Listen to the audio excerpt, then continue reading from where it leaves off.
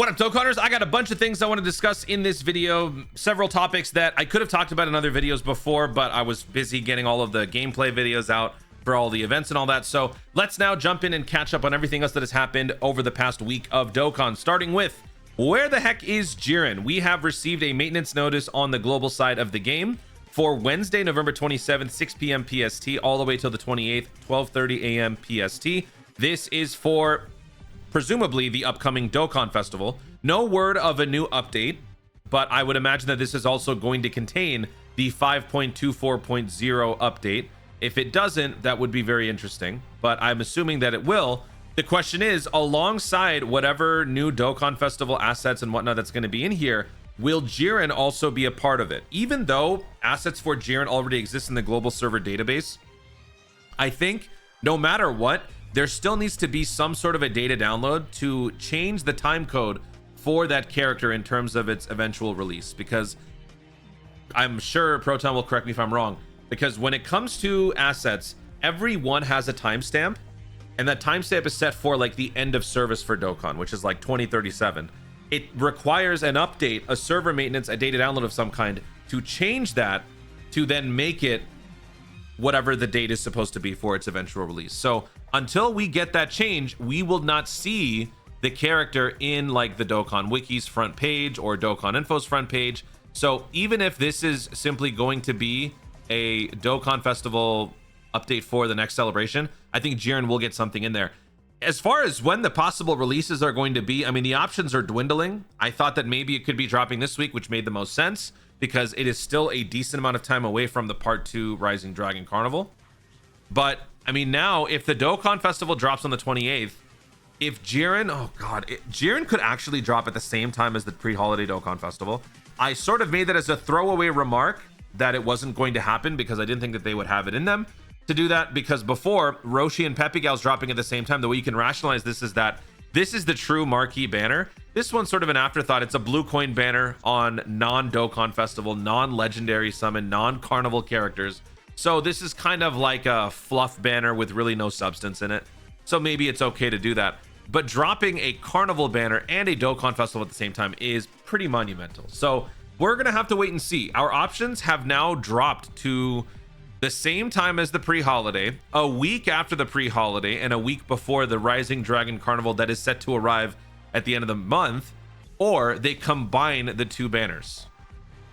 Those are their only options, because we can't have, I mean, after this, are they going to drop JIREN going into, I mean, they said we were going to be done by the year. Another possibility could be the end of January, I guess, right?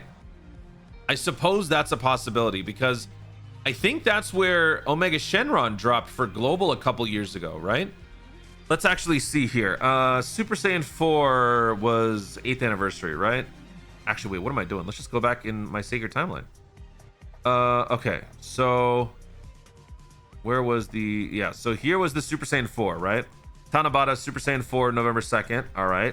And then the following year, we had Omega Shenron drop January 16th to the 31st.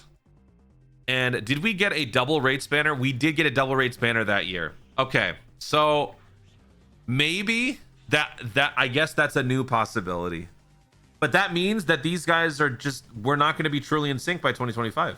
That was the whole that was the whole basis for us structuring all of these different theories. I mean, how shocked would you be if these clowns change their minds? Okay, I suppose we should make that as a possible, because this is not the 10th anniversary starts after this, like, or right around the end date here. So having JIREN drop 2 weeks before would be absolutely diabolical, but they could totally do that, I suppose. But that just completely breaks this, which I'm going to be so pissed about if they do. So let me know in the comments what new theory you might have for when this guy is going to release. Ultimately, most of you don't even care, which is fine. Most of you don't care about the JIREN, because when you think about it, JIREN is sort of in a pretty messed up situation. JIREN is a fun character. He's a strong character. He makes Universe 11 incredible. but Universe 7 exists, and Universe 7 is 10 billion times better than Universe 11, number one. Number two, Jiren's Unga Bunga factor is already sort of usurped by the BROLY characters, which, by the way, major update coming for a BROLY character, which we'll discuss. So he's kind of not the best in either category that we're discussing here, pardon the pun. So most people are not going to be caring about the Jiren. I still love this Jiren and I want the character. I just want to have him sooner rather than later. But what most people have issues with is the content that comes with it. All the content now, except for the Blue Zone, has released. Are we really going to be getting Blue Zone Universe Survival Saga stages 6 and 7 or whatever at the end of January? That's going to be stupid. I really want that stuff to happen sooner. So let's wait and see what they do. Keep your expectations absolutely minimal. So that way you won't be disappointed when these bozos do something stupid again, because that's probably where we're headed. That's the first topic. Also, when it comes to stone sales, both Global and JP are fully taken care of, because while the Hero stone sales will be gone before the maintenance starts, both versions still have stone sales from the new Black Friday celebration. JP also has the Black Friday celebration underway. Both are going to be going until the 5th of December. So both versions are fine there. It doesn't disrupt the normal day-to-day flow of Dokkan in terms of that. Now, I want to quickly just mention this. Big shout out to the JP players. We don't often get to mention a lot of these like JP Pilaf's Trove W's, but there is a huge W on JP right now. For those of you who are unaware on Global, JP for 13 US dollars got a whopping 30 box space, 126 rainbow link skill orbs, 252 medium, 420 basic link skill orbs, as well as a bunch of hidden potential orbs. No dragon stones, but this is just absurd in a good way. Like, why didn't I'm honestly genuinely surprised why Global didn't get this. Why didn't Global get this stuff? JP got it. I can tell you from personal experience, I am dying for these right now, because at the moment I have now experienced the same thing that I experienced a couple years ago. There is one character whose one level 9 link will not proc, and I've been at this for like 6 days, and that is the stupid new free-to-play TOR Frieza Cooler. Level 9 Nightmare has been a nightmare. It has not leveled up, and I have been grinding 35-6, which is the stamina heavy stage, for like almost a week. It's not going up. This could have solved all of my problems. I got no keys right now. I got no rainbow link skill orbs right now. This would have solved everything. And yeah, so big ups to the JP side. Lucky you. Hopefully you guys get more of this stuff, because this is pretty neat. I guess because there's no stone in there, you guys got this, because you guys don't normally get Pilaf Trove packs. So why was this one allowed? Was it because there's no stone in there? I don't know. So just wanted to briefly touch on that. Now let's talk about the BROLY upgrade. There is a major upgrade coming up to the BROLY. So some of you guys may remember back during the worldwide celebration when they were talking about how this guy right here has the ability to, as the Ultra Super, AoE everybody. There was a part of the passive that made him even more broken. Disables the attacked enemy's action once within the turn when key is 24. At the time, we took this as, okay, so if your key is 24 and you launch an Ultra Super, everybody who gets connected with that AoE gets disabled for one turn. And that was true. But the thing is, it didn't happen. And here's a little insight into my psyche when I'm playing the game. If something doesn't go the way that it's supposed to, more often than not, it's because my reading comprehension is stupid. And I'll give you an example. Recently, I did a Universe 7 EZA video for the new Universe 7 characters. And instantaneously after I read this in the passive right here, where these guys get extra dodge or extra crit based on rainbow key spheres picked up, it literally shows a limit right there. I instantly forgot, and the whole video I'm just yapping about the fact that you have unlimited, you have infinite dodge here, infinite crit there. A couple of you guys pointed out where I did that, so shout out to you. But yeah, I just wanted to also let you guys know, if you guys want to watch that video and throw some jabs at me in the comments, go ahead and do that. I deserve it. Also, I need to know where exactly I said all those stupid things so I can remove them. So help me out by watching that video. But anyway, when this happened to me using the BROLY, I sort of dismissed it. Like, I noticed it. I was like, wait a second. Shouldn't the AoE disable the action of every single character once? It only disabled the first character. I probably misread it. Turns out they're finally addressing it in this little update here. I don't know why it took them this long. Maybe enough complaints were submitted to where they actually took a look, but here it is. Universe Devastating Combat Power Legendary Super Saiyan BROLY. The passive skill effect disables the attacked enemy's action once within the turn when key is 24. Only applies to the first enemy hit by the character's Ultra Super attack, even if multiple enemies have been hit. This issue is scheduled to be fixed at a later date. After this issue is resolved, we will inform you through an in-game announcement. Did JP actually get this announcement? Let me see. They did not. So maybe JP never had this problem? But anyway, they're finally addressing it on the global side, which is good. So that means BROLY is getting a big upgrade. Well, not an upgrade, but sort of a return to form for what he was originally supposed to be doing. So let me know in the comments if you guys noticed this. I know that some of you guys tagged me in Discord and on Twitter and stuff like that.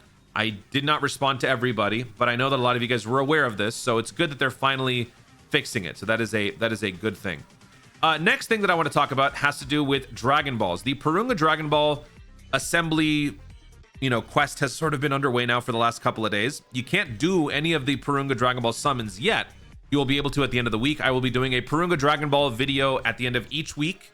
I don't want to just bombard you guys with one Dragon Ball video every day. That's just going to be much. So I'm waiting until the end of the week, but I wanted to talk about this because I know that some of you guys are probably concerned about this. Comment section down below and let me know. When it comes to this right here, exchange Dokkan Thank You Celebration Gift Card 7 for a character once.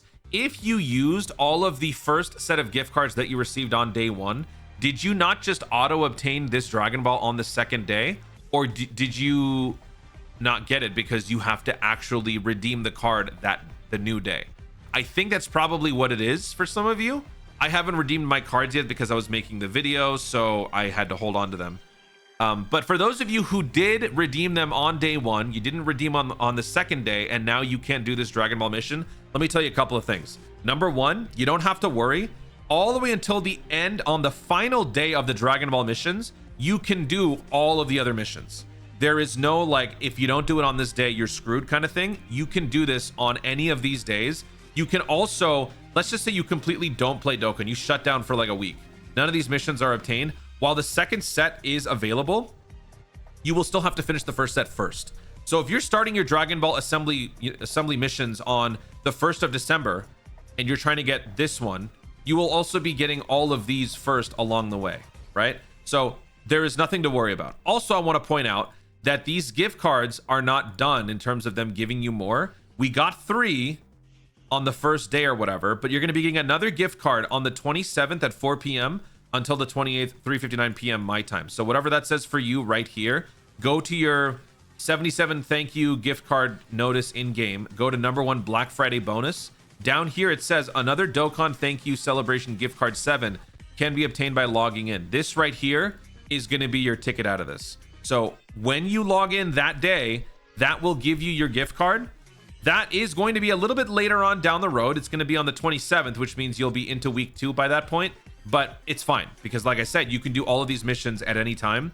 So that will take care of this. I don't know if this is actually happening for some of you, but if it is, that's your way out. So hopefully that helps give you guys some peace of mind.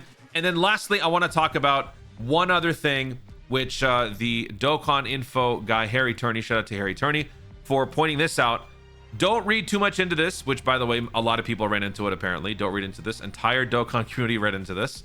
But one of the JP Purunga Dragon Balls was to use an Ally of Justice unit, which was on the 15th of July at 4 a.m. UTC, just before AGL Jiren and Tech Jiren's EZA. Out of all these missions on Global, this was the only one that has changed, and it's changed to Majin Buu Saga. This one goes live on the 8th.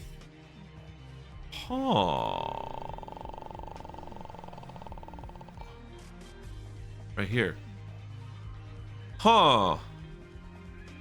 Okay, so what does this mean? I don't know what this could necessarily mean.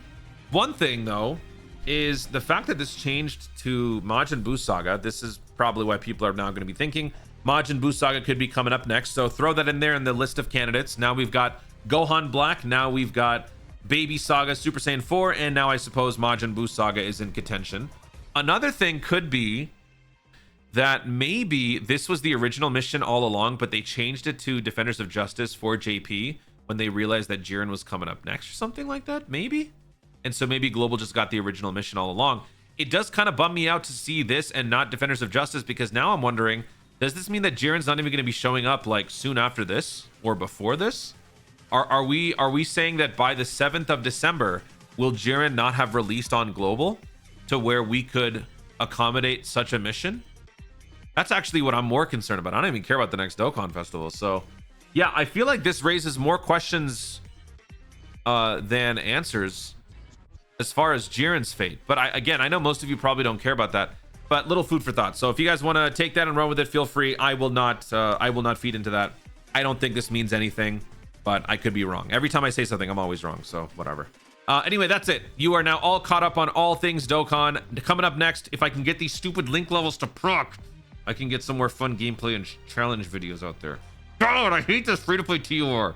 Guys, thank you so much for watching. If you enjoyed the video, be sure to like down below. Let in the comments your thoughts on all of these news updates on the global side, JP side of the game. Are you guys looking forward to whatever's coming up next for a Dokkan Festival? Do you think that they would actually give us a carnival and a Dokkan Festival on the same day? If so, would you even summon? Most of you probably won't, but let me know in the comments down below. Let me know if there's anything else that I missed. Also, be sure to subscribe for more Dokkan content in the future and click the notification bell so that you let YouTube know you want to see more of my stuff. Do it. Thanks again. Stay tuned and remember to Dokkan responsibly.